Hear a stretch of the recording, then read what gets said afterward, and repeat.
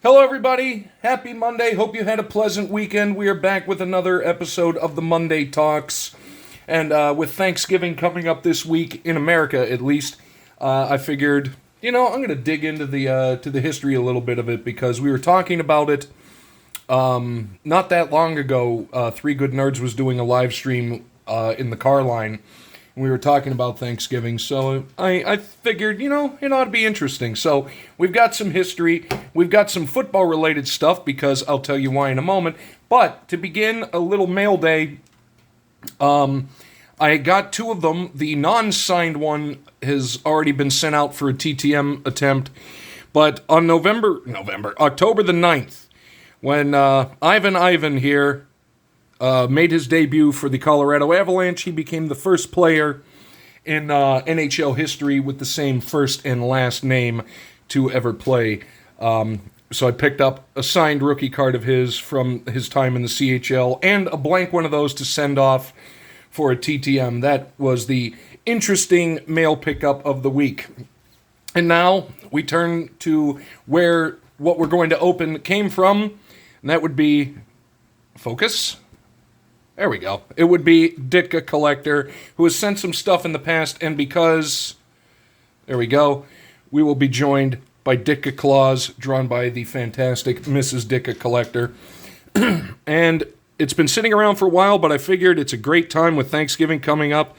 The 1994, yoink, there we go. The 1994 NFL playing cards. They're Ditka's picks, and everybody loves them. Some Ditka. So what we're going to do, we're going to start off, we're going to get into it. We'll do two of the suits, and then see whoever, maybe some TTM fuel in here. I've never actually opened NFL playing cards before, so I'm curious to see who in 1994 Ditka would have done picked for his cards.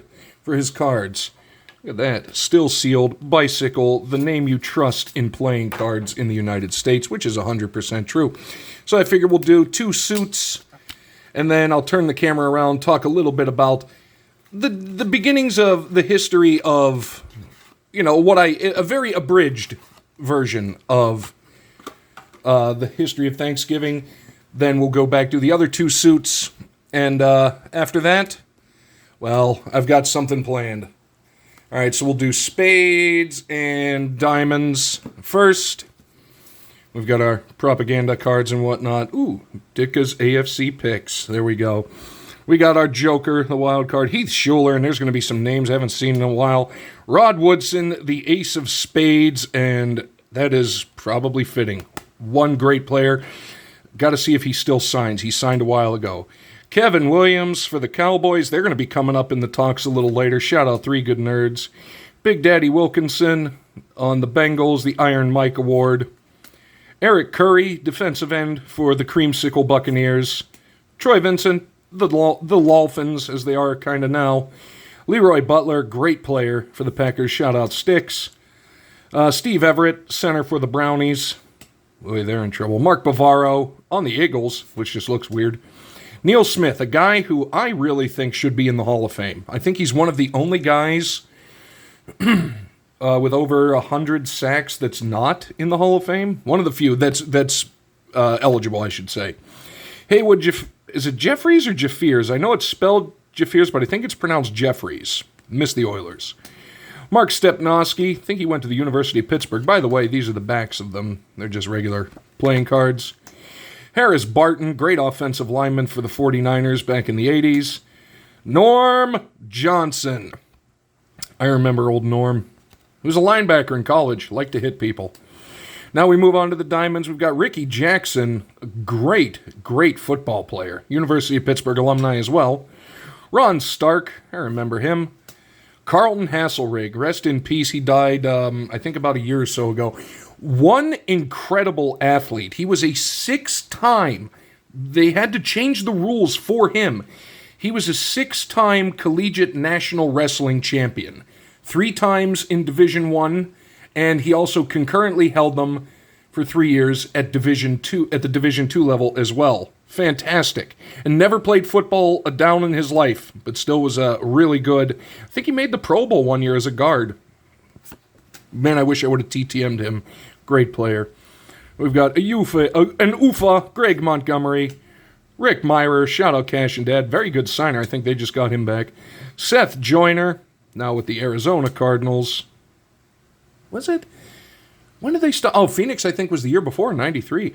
Richmond Webb for the Dolphins. Ray Childress, great player, underappreciated player, in my opinion. Jumbo Elliott. This one's going out. I think I have a card of his, but this one looks better. Steve Tasker. God, was he fun to watch. Also a great autograph signer. Jeff Hostetler. Marcus Allen. Let's go. And Randall McDaniel on the Vikings. Shout out Julie Farnham, the king of diamonds. All right, so now, I forgot, there is a little pause. It's like Bluetooth. It's not instantaneous. There's the little delay. So I figured, let you stare at me for a little while. I know you guys love that. But we always, we were always taught in school, you go back to the 1600s with the Pilgrims and whatnot, although there is a lot of historical evidence to suggest that what we were told is not very accurate. Really, you can go back to the one of the first documented Thanksgiving, and this is back when they first did it. It was literally a celebration to give thanks. Had nothing to do with the harvest as it later became, but it goes back to late May of 1541. And I notes because I'm a researchman. It was Fray Juan de Padillo. It was a Spanish missionary in where was it? In the Palo Duro Canyon, which is now the Texas Panhandle. In May the 29th, 1541, they held a Thanksgiving celebration in honor of the army of Francisco Vasquez de Coronado, who was in, and they were doing exploring, looking for the cities of gold. Didn't find any cities of gold, but what they did discover was much of the American Southwest and up into Kansas as well. Other ones before the Pilgrims, there was one, the French Huguenots in 1564 on Parris Island, South Carolina. Couple in the Virginia colony in 1607, 1619.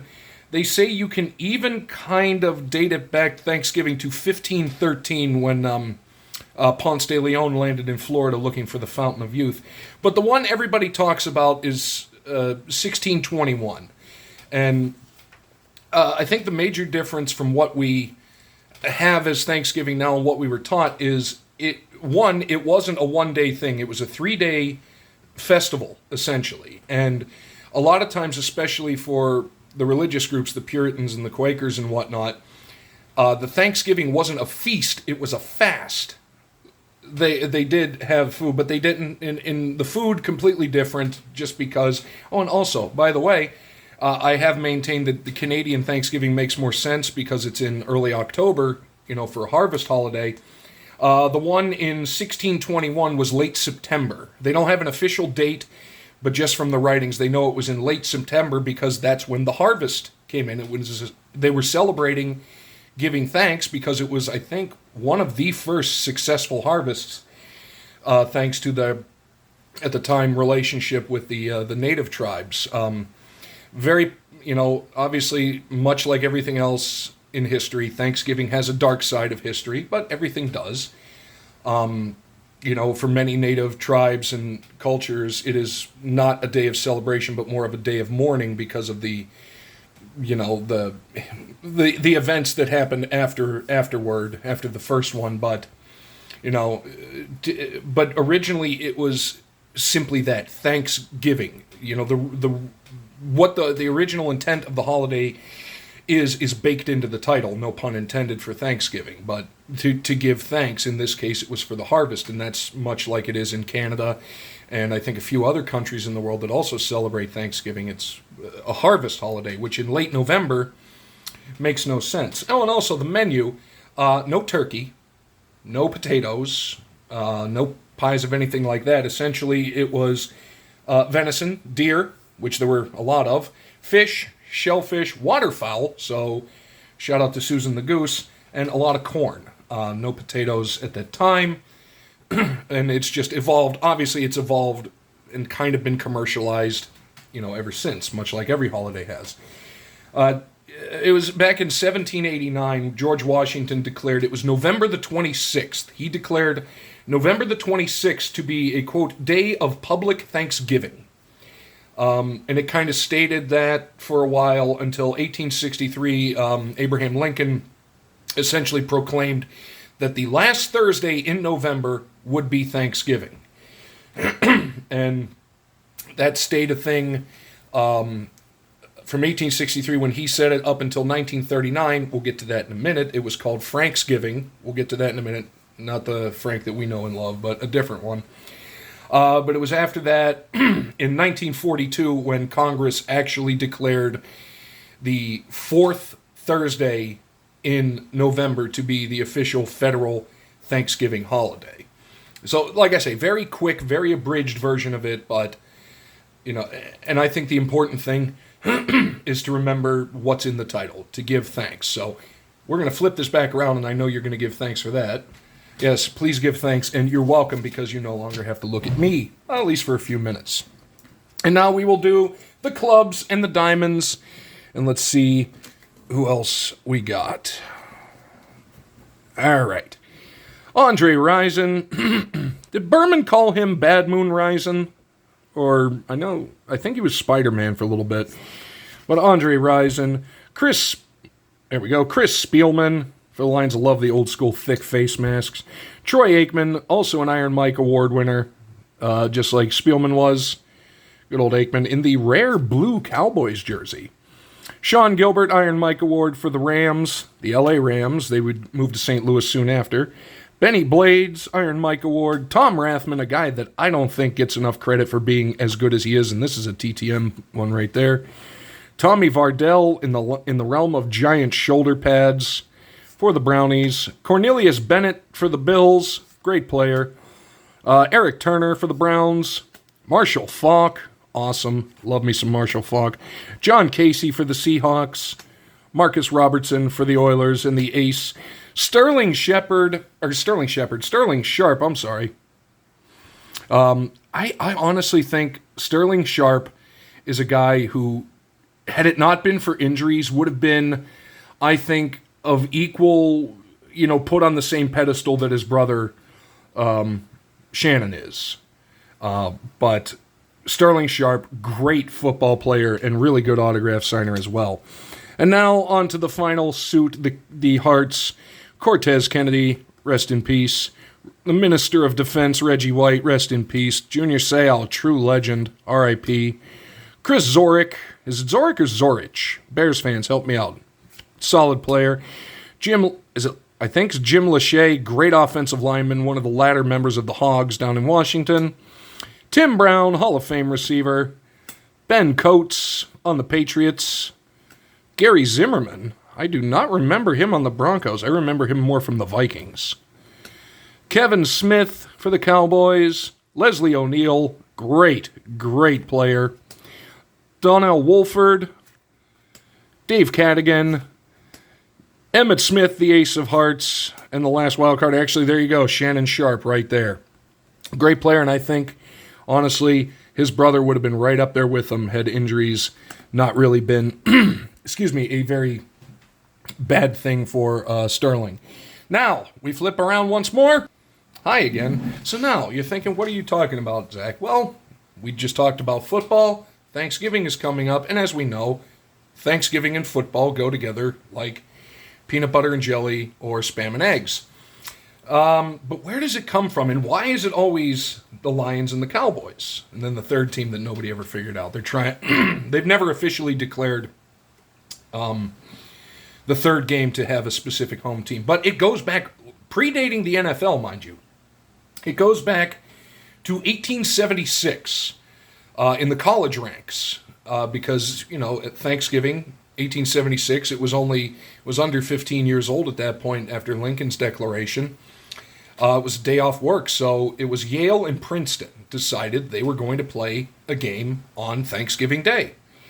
So that was 1876. 1885, the University of Michigan also started doing it, and they had a run 19 years. 1885 to 1905, they also played a game on Thanksgiving.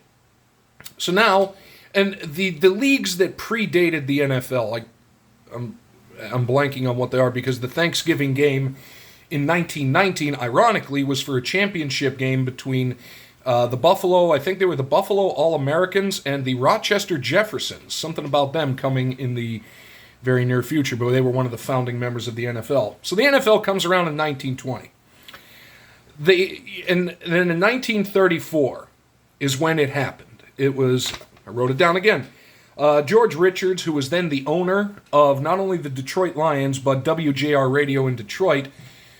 The team had just got there, very, very soon before, I think maybe the year or so before the Lions actually moved to Detroit. And he was thinking that what great publicity it would be for the new team to host a game on Thanksgiving Day. Because he was a radio station owner, he pulled a lot of strings, and in 1934 on Thanksgiving Day, it was the Detroit Lions hosting the Chicago Bears in essentially the first NFL Thanksgiving game, and it was broadcast nationwide on, NBC Radio. Now, Franksgiving that I mentioned before, but that was a short period, 1939 to 1940, where President Roosevelt, the Frank in question, decided that he was going to move Thanksgiving forward a week. It only lasted 3 years, 1940 and 1941, I think, or 39 to 41. It was an economic thing, and he said, we're moving it up. And so in those two games, 1939, 1940, the only two teams that played on Thanksgiving, the new one, were Pittsburgh and Philadelphia, which I think is interesting because they later combined during World War II. And then obviously World War II, and then in 1945, the Lions resumed hosting a Thanksgiving game. Now we forward to 1966. The Cowboys, owner Tex Schramm, Cowboys, again, relatively new team in the NFL. He knew what a publicity boost it would be to have a Thanksgiving game. So when the NFL pitched the idea of adding a second Thanksgiving game, Tex Schramm and the Dallas Cowboys were right there at the front to volunteer to say, we'll take it. And they've been hosting a game on Thanksgiving ever since. And then in 2006, they added the third game. No set team is the home team. I don't know who's going to be the third game this year or Thursday. I can't recall. But we do know we will get a Lions home game and a Cowboys home game. And I can't remember the third game. But it's one of those things, like, I'm going to flip around again, hold on. Okay, we're back, and we have done the flip, the final flip, but it's one of those things. Like I was talking to Maiden's World of Wax about it, actually, prior to filming this. And it's one of those things, like, you think about, and then you're like, well, why is it always Dallas? Why is it always Detroit? Where did it come from? And so I figured with Thanksgiving a couple days away, depending on when you're watching this, oh my God, I just looked outside and it is gross outside. Sorry about that weather tangent, but I thought it would be kind of interesting. And I think, honestly, despite the dark side of Thanksgiving and the political and socioeconomic aftermath of what happened, I feel the important thing is for people on Thanksgiving, whenever you wish to celebrate it, whenever you do celebrate it, the whole point of it is to join together and give thanks. So I'm very thankful, starting off this week, I'm very thankful that I am able to sit here and spend, nearly 20 minutes with you guys talking about whatever is on my brain and just showing off some cool stuff. And these are really nice cards. Like I say, a lot of these are probably going to get sent out for TTM attempts. I know Sterling Sharp is a great one. Randall McDaniel actually is a good signer. I may send to him again. It's been a while. But that's going to do it for this Monday Talks. Thank you to Ditka Collector. He hasn't been on YouTube in a while. Hopefully you're doing all right if you happen to see this, and hopefully we get to see you back soon. Ditka Claus coming in strong, bringing us all kinds of fun, all kinds of enjoyment, and all kinds of really nice photography on these playing cards. So link to him down below. And like I say, that's going to do it for this one. Hopefully you have a pleasant week. If you are traveling anywhere for Thanksgiving in America, please be careful because it is a nightmare to travel during Thanksgiving. So take care, and we will see you soon.